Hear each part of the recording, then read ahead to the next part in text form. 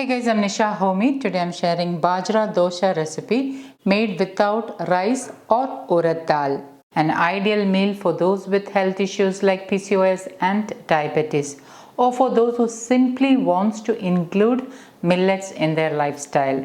Bajra is also known as pearl millet and is highly nutritious. I'm also sharing a protein-rich and nutrient-dense chutney to go with this dosa. So let's get started with the recipe. To make high protein Bajra dosa, into a bowl I'm adding in 1.5 cups of Bajra. Bajra, also known as pearl millet, is a highly nutritious millet and it is completely gluten free. Hence it's ideal to include in your diet if you have intolerance to wheat. Bajra helps to maintain good gut health. It's a rich source of insoluble fiber which works as a prebiotic in our gut. Bajra helps to manage diabetes. It is a good source of fiber, protein, magnesium, omega-3 fats, iron, phosphorus, and the phytochemicals and polyphenols present in Bajra have shown to have anti-cancer and anti-tumor properties. So always try to include millets in your diet, especially when they are in season, for your better health.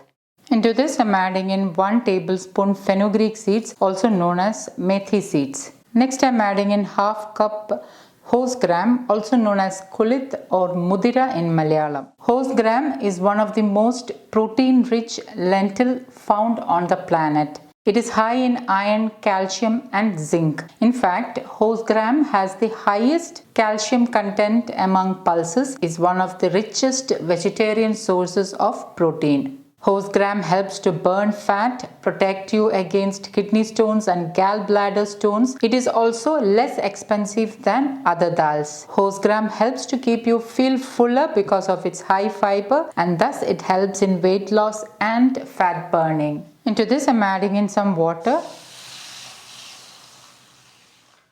And I'm going to wash and rinse it a couple of times until the water runs clear. Now the horse gram and bajra may contain some sand or dirt or dust particles, so you need to make sure that it is cleaned and well rinsed. Once cleaned and rinsed, add in some more water and allow it to soak for at least 6 hours. The longer soaking period will help to release the phytic acid content in bajra, so it's highly important that you soak for at least 6 hours. Soaking for longer period will also help in easy fermentation. And 6 hours later, the bajra and the horse gram has soaked really well. So I'm going to wash and rinse it a couple of times and then I'm going to add it into my blender jar. Add the rinsed bajra and dals into the blender jar. Note that I'm not using any rice, urad dal or poha in this recipe. Add in 1 glass or 1 cup of water. Note that the water should be just above the ingredients. Pink Himalayan salt as needed. And I'm going to grind this to a dosa batter consistency. One tip I would like to give at this stage is if you have noticed your mixie getting heated up while blending, instead of plain water, you can use 1 glass of ice cold chilled water instead of the plain water. This way you can make sure that the mixie is not getting heated up. Pour the blended batter into a bowl. With my hand, I am mixing the batter. Just take some batter and squish with your hand as I am showing in the video. This process is highly important as it will help with easy fermentation. Note that the batter is neither too thick nor too thin. It is of pourable consistency. Once fermented, you can use this batter to make soft, spongy, high-protein bajra idlis. You can also make set dosa or crispy bajra dosa with this batter. And now I'm going to cover and keep it to ferment overnight. So I'm doing this process at night and I'm allowing it to ferment overnight or for about 8 to 10 hours. Also note that I'm not covering it with a tight lid as we need the wild airborne yeast to help with the fermentation process. So try not to cover the batter with a tight fitting lid. And the next day morning, this is how the batter looks. You can see the batter has risen well and is nicely fermented. It's airy and perfectly fermented batter. Fermented foods helps to keep your gut healthy and also helps in better digestion.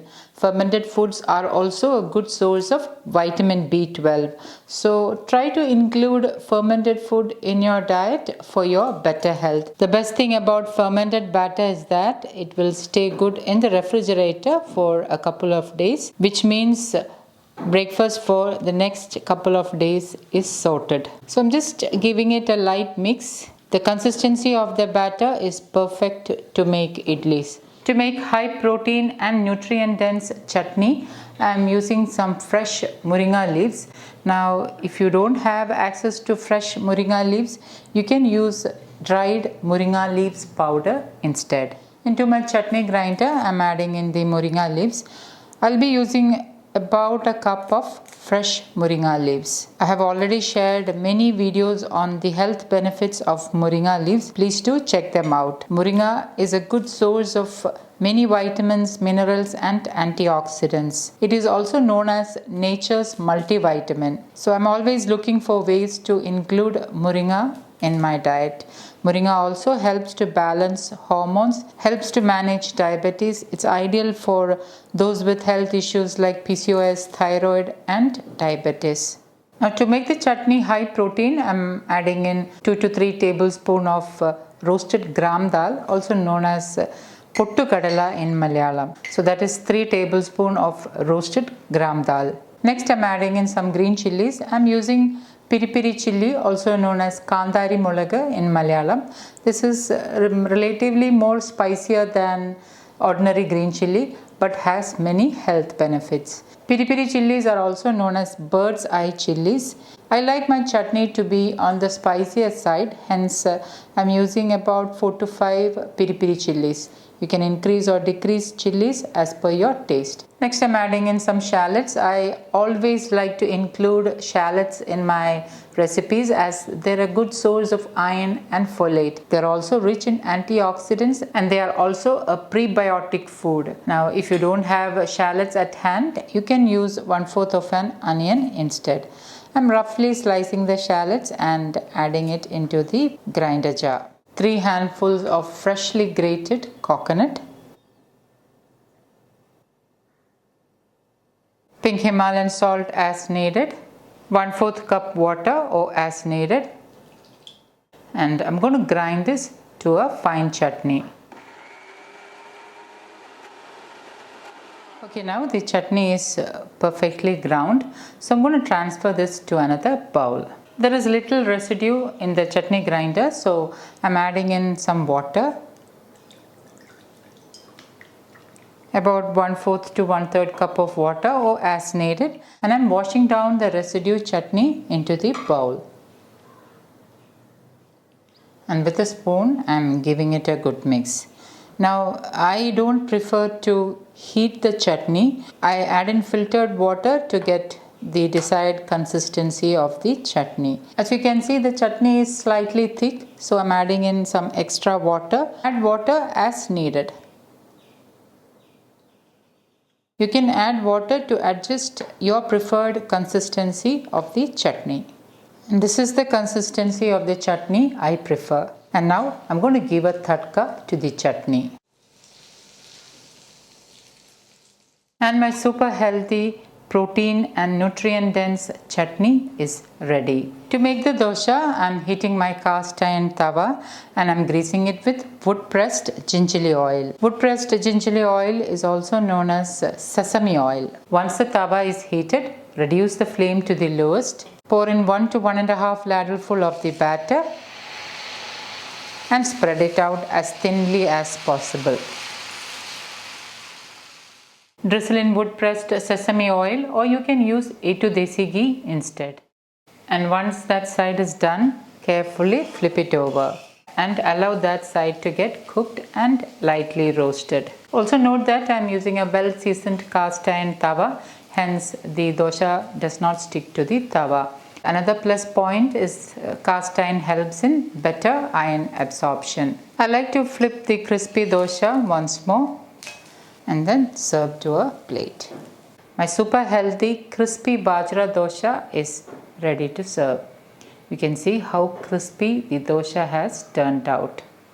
Repeat the same thing with the rest of the batter. The rest of the batter can be kept in the refrigerator and it will stay good for a couple of days. And my super healthy, high protein Bajra Dosa is ready to serve. So guys, do try this healthy Bajra Dosa recipe and let me know in the comments how it turned out. Thank you for watching and until next time, take care. Bye-bye.